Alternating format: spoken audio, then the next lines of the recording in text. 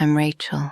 I'm 55 years old, and I can't stop thinking about the words my father finally said to me. Words I wish I had heard decades earlier. Words that might have changed everything.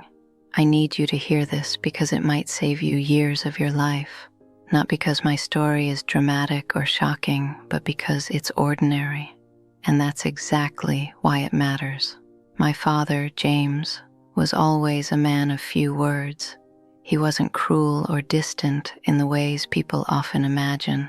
He worked hard, raised a family, provided, and somehow made it all seem effortless. On the outside, he was exactly the kind of father I think most people hope for, and I loved him dearly. But like a lot of people, he had things he didn't say, things he assumed I would figure out, things he thought were obvious. The words came late, too late. I was 50 years old when he finally sat me down in his small sunlit kitchen in Denver. He had retired a few years earlier, and this was the first real conversation we'd had alone in decades. I can still picture the way the morning sunlight hit the scratched wooden table, highlighting the faint scars of years of family breakfasts and homework discussions. He looked older than I remembered, slower, and somehow more fragile. "Rachel," he said, and his voice was softer than I'd ever heard. "I should have told you this a long time ago." I braced myself. I didn't know what he meant. I thought maybe it was about money or something practical, but it wasn't. It was about life, about love, about time. He told me, "I was wrong to let you believe the world was safe if you just followed the rules. I should have taught you to take chances, to follow your heart, to trust yourself more than anyone else's opinion. I should have told you sooner that it's okay to fail because failing is the only way to really live." And just like that, I realized I had been living in a kind of carefully measured cage for 40 years, built not by anyone else, but by the fear of making the wrong choice. Choices my father had unintentionally encouraged by always being cautious, always emphasizing stability, security, and the safe path. I had lived my life thinking that playing it safe was the only way to be loved, to be respected, to be considered successful. I was 20 when I first understood the meaning of compromise. I had just graduated from nursing school, full of ambition, ready to move across the country for a job I dreamed about in Boston. But my father, in his quiet way, had made me believe I should stay closer to home. "Family matters, Rachel," he said, "and opportunity will always wait if you're patient." So I stayed. I accepted a hospital job nearby. I dated someone local. I got married at 24. I had children in my 20s, as he would have wanted, as he would have been proud of. And at the time, it felt right, responsible, expected, safe. But now, sitting across from him, hearing him admit that he had been wrong to hold me back with good intentions, I felt the weight of 40 years pressing down on me. 40 years of decisions made for me, not against me, but still, for me. Safe decisions, comfortable choices, predictable life. And the opportunities I had let slip away because I believed I had to listen. I thought about my first real heartbreak. I was 23. His words, if I had heard them then, might have helped me survive it differently. I might have pursued my passions sooner.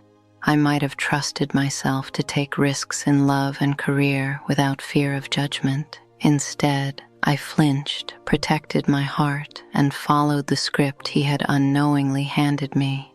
When I divorced at 32, I had never really known how to advocate for myself fully. I had followed the rules for so long that I didn't recognize when my happiness mattered more than others' expectations. I raised my 2 children, worked full-time, and made sure everyone around me was cared for. But inside, there was this quiet, persistent ache, a sense that my own dreams had been put on hold indefinitely. It wasn't that my father hadn't loved me. He had, deeply. But love isn't just about protection. Sometimes love is about letting go of control, about encouraging someone to take risks even when it's terrifying. And he hadn't realized, at least not fully, how much his caution had shaped my life. That morning, as he looked at me with those tired blue eyes, he said something else, something I'll never forget. "Rachel, I hope you know that it's never too late. You can still take those chances. You can still follow your heart. You can still live the life you were meant to live. Don't waste another moment thinking you've missed it all." And suddenly something inside me shifted. I thought about the years I had let slip through my fingers, years I spent playing it safe, years I doubted myself, years I stayed in situations that were comfortable but uninspiring because I had been taught to value security over risk. But then I realized something equally powerful. The past was gone, yes, but the future was still mine. I could reclaim it. I could start over at 55 and actually live instead of just exist. That week, I began small. I signed up for a course I had always wanted to take, digital design. I reached out to old friends I had lost touch with because I was too focused on responsible life choices. I even started traveling on my own for the first time. Just a weekend in Chicago, but it felt like stepping into a whole new world. It was terrifying and exhilarating all at once. The thing that surprised me most was how much my children noticed the change in me. My daughter, Emily, who is 21, told me one evening, "Mom, you seem happy, like really happy. I haven't seen you like this before." And I realized that my father's delayed wisdom wasn't just giving me back my life. It was giving my children a model of courage, of reclaiming your own happiness at any age. I started thinking about the choices I had made in my career too. Nursing had been a calling, but I had always been hesitant to push myself further. I had stayed in the same hospital, in the same position for decades.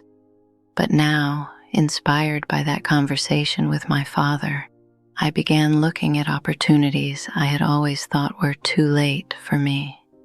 I applied for teaching positions in nursing programs, even though I was scared of rejection. I started volunteering in hospital committees that shaped policy. Each step reminded me that risk was part of living, no matter your age. And the truth is, the 40 years I lost, they weren't gone entirely. They were a lesson, a proof of what happens when love and good intentions are paired with caution instead of courage. I can't get those years back, and I can't undo them. But I can move forward.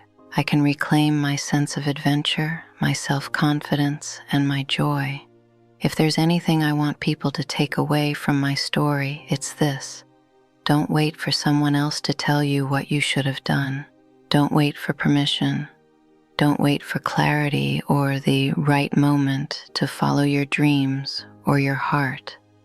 The right moment is now, even if you've spent decades living someone else's expectations. I've learned to appreciate my father in a new way too, not for the years he shaped, but for finally speaking his truth, for showing me, even late, that it's never too late to reclaim your life.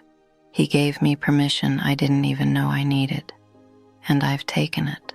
Since that conversation, I've started small adventures every week, weekend trips to nearby cities, classes I've been afraid to take, new hobbies, painting, writing, even dating, cautiously at first, but openly and honestly. The world feels larger now, richer, more alive than I ever remembered, and each night, when I sit alone with a cup of tea and my thoughts, I feel a quiet satisfaction, a sense that I am finally living my own story, not the story my fears or my father's caution wrote for me. I want you to hear me clearly. It doesn't take betrayal, tragedy, or disaster to realize your life is passing by. Sometimes it takes a conversation. Sometimes it takes a moment of reflection. Sometimes it's just noticing that you've been existing instead of living, and that awareness can be terrifying, but it can also be the most liberating thing you've ever experienced. I've learned that courage isn't always loud, it's quiet. It's making the choice, day by day, to step outside your comfort zone, to trust yourself, to finally act on the intuition that has been nudging you for decades. And it's not just about big leaps, it's about small choices too. Choosing to speak your truth, choosing to say yes to life, choosing to embrace uncertainty. So if you're listening to this and you feel even a flicker of regret, even a whisper that you've waited too long, I want you to know this. It's not too late. It's never too late. You can reclaim your time. You can reclaim your heart. You can reclaim your life. I'm Rachel.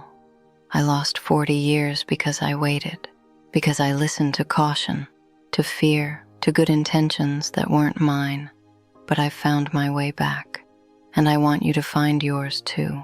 If this story resonates with you, if you've lived through something similar, or if you're just starting to notice the life you've been postponing, leave a comment, share your story. Let's create a space where we remind each other that it's never too late to start over.